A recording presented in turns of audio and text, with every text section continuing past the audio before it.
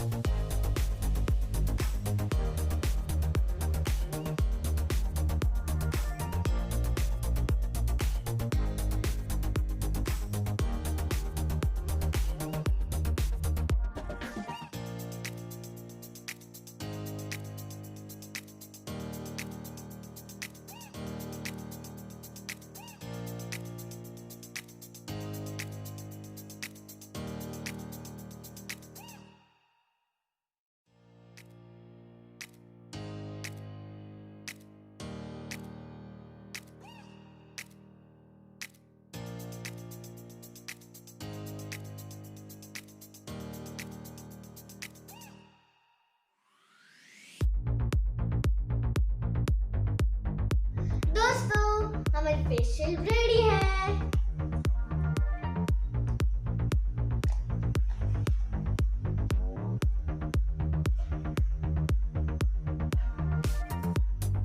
अगर आपको मेरा वीडियो पसंद आए तो मेरे चैनल को लाइक, सब्सक्राइब और शेयर करना मत भूलिएगा।